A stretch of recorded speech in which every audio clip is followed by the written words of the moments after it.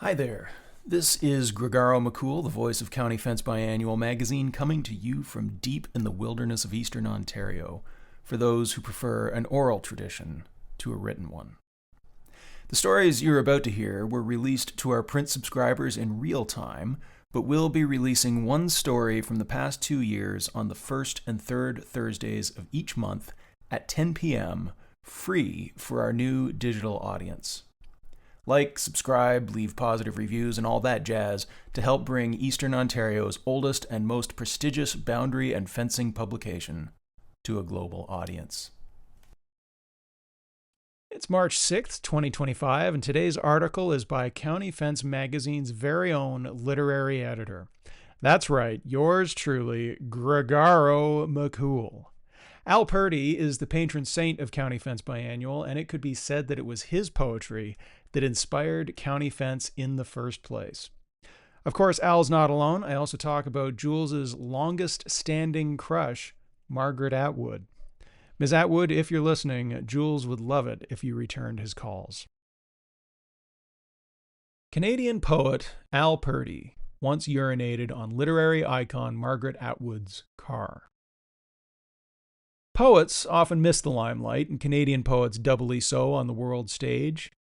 But Purdy was different, often cited as the first Canadian poet to be different. In one sense, he could be called a Canadian Robbie Burns, making his name writing in the vernacular of the common people. Yet he could keep up with the likes of Frost and Whitman. To my ear, he has the most in common with beat writers like Kerouac or Ginsberg. Apparently, he was friends with Charles Bukowski, but it was Margaret Atwood's car that Purdy micturated upon.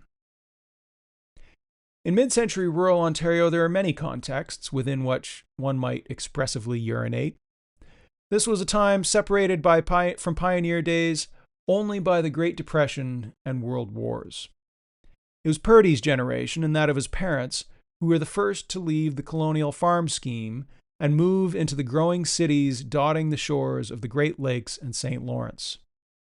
Born only 6 years after Stephen Leacock satirized hopeful small towns of Ontario with bright futures, Purdy would go on to eulogize them in his breakthrough poem, The Country North of Belleville.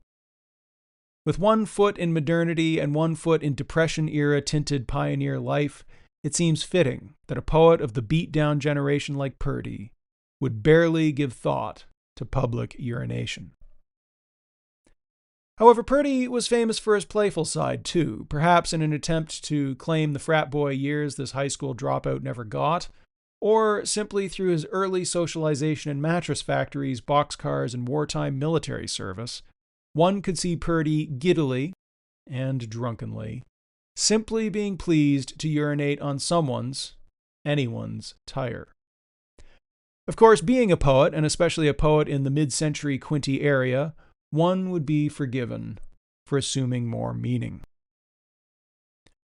Purdy existed in a culture formed immediately prior to the second wave of feminism and where one's cigarette was an essential aid to gesticulatory context building.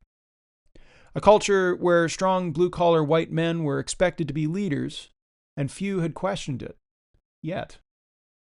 Where emotions and difficult topics were met performatively instead of verbally, if at all.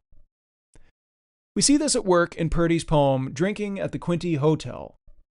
Rather than admonish the man for fighting, the protagonist scolds him for spilling beer.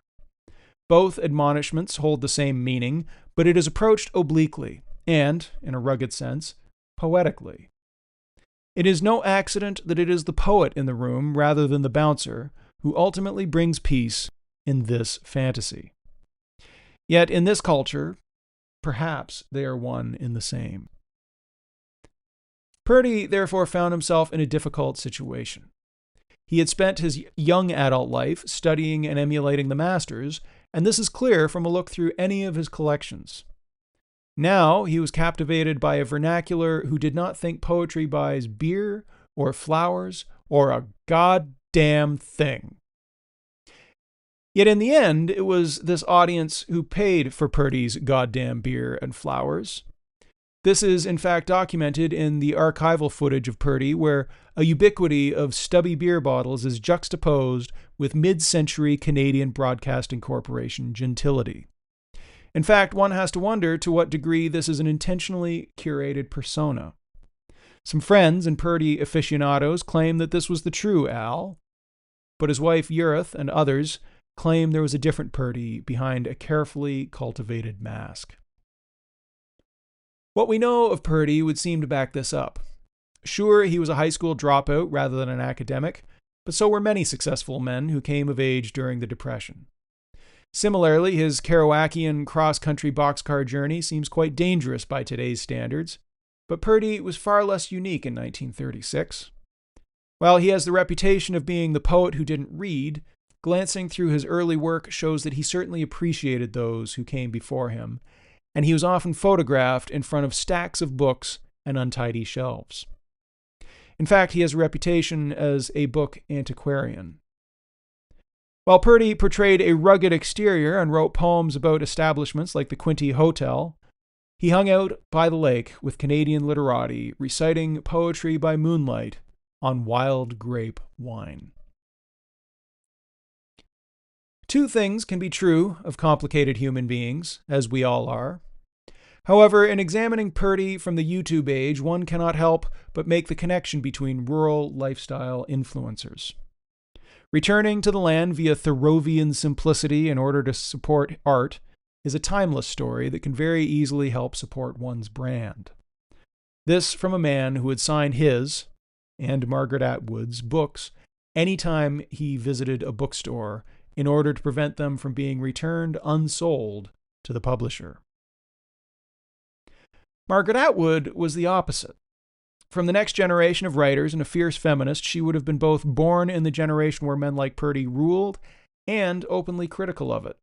She came to writing in all the right ways, growing up in a professional home, Victoria College, and ultimately a writing career via Harvard. The image of such a larger-than-life, bombastic white high school dropout turned poet relieving himself on the car of The Handmaid's Tale author Margaret Atwood is therefore quite evocative. Miss Atwood tells an interesting anecdote about her early relationship with Purdy in Brian D. Johnson's documentary, Al Purdy Was Here.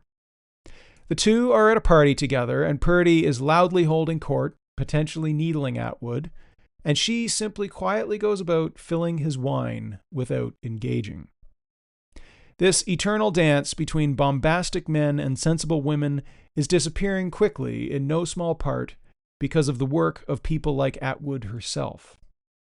In this tableau, Atwood is not yet at her full self, and Purdy is at his peak, the symbol of things to come beside the symbol of the way things were.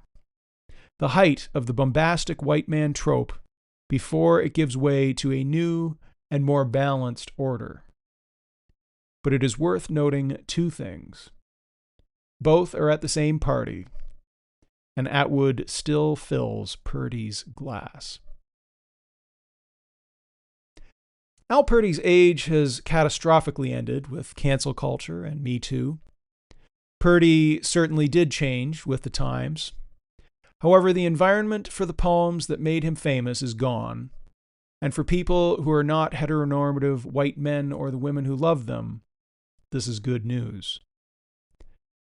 As a bombastic white man myself, I have grown weary of being disappointed by heroes and the phrase, "it was another time."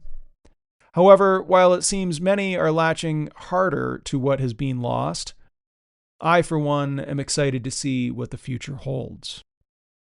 In these complex times, men of Purdy's era are tempting role models, but one must also ask how Purdy himself might have been different had he come of age today.